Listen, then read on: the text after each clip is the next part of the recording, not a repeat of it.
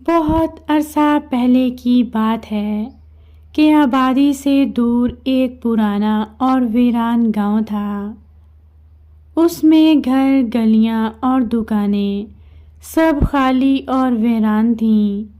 کھڑکیاں اور سیڑھیاں ٹوٹی ہوئی تھیں۔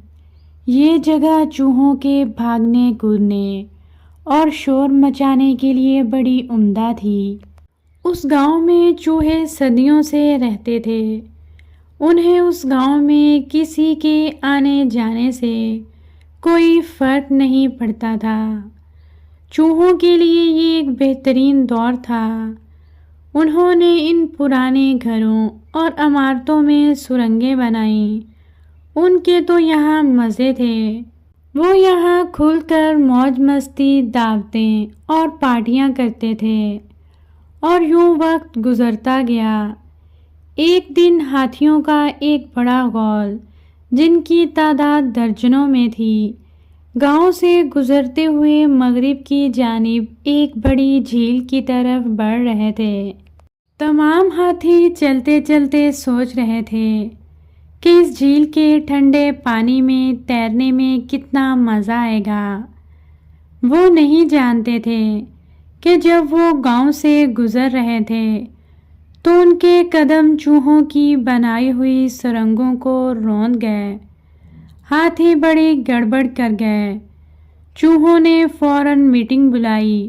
اگر وہ ہاتھی دوبارہ یہاں واپس آئے تو ہم برباد ہو جائیں گے، ایک چوہے نے کہا۔ دوسرا چوہا بولا، ہم انہیں اب موقع ہی نہیں دیں گے۔ کچھ چوہوں نے ان ہاتھیوں کے قدموں کے نشان کا جھیل تک پیچھا کیا۔ وہاں انہیں ہاتھیوں کا بادشاہ ملا۔ بادشاہ کے سامنے جھکتے ہوئے ایک چوہا باقی سب کی نمائندگی کرتے ہوئے بولا، بادشاہ سلامت، یہاں سے ہماری چوہوں کی آبادی زیادہ دور نہیں ہے۔ یہ اسی پرانے ویران گاؤں میں ہے جس سے آپ گزر کر آئے ہیں۔ آپ کو یاد ہوگا۔ مجھے یاد ہے، ہاتھی بادشاہ نے کہا۔ ہم ہاتھی ہیں۔ ہمیں نہیں معلوم ہوا کہ وہاں چوہوں کی آبادی موجود ہے۔ واہ، آپ کو نہیں معلوم تھا؟ اس چوہے نے طنز سے کہا۔ آپ سب نے مل کر ان بہت سے گھروں کو برباد کر دیا ہے جہاں ہم سینکڑوں سالوں سے رہ رہے ہیں۔ اگر آپ اسی انداز سے واپس لوٹے تو یقیناً ہمارا تو خاتمہ ہو جائے گا۔ ہماری آپ سے گزارش ہے کہ آپ واپس جانے کے لیے کوئی دوسرا راستہ اختیار نہیں کر سکتے؟ کیا معلوم کسی دن ہم چوہے بھی آپ کی کچھ مدد کر سکیں۔ ہاتھی بادشاہ نے دل ہی دل میں مسکرا کر سوچا، لو سنو، یہ چھوٹے چوہے کبھی ہاتھی کی مدد کر سکتے ہیں، لیکن اسے افسوس ہوا کہ انہوں نے چوہوں کے گاؤں کو بے دھیانی میں کچل ڈالا ہے۔ اس نے کہا، ٹھیک ہے، تمہیں پریشان ہونے کی ضرورت نہیں، میں سب کو کسی دوسرے راستے سے گھر لے جاؤں گا۔ ہاتھی بادشاہ جھیل کے پاس ہی سیر کرتا رہا، جبکہ دوسرے ہاتھی سیر کرتے کرتے بہت دور نکل گئے۔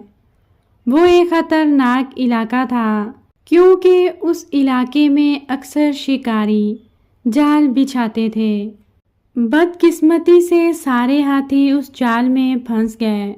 جب کافی دیر گزرنے کے بعد وہ واپس نہ آئے تو ہاتھی بادشاہ پریشان ہو گیا اور وہ ان کو تلاش کرنے کے لیے نکل پڑا۔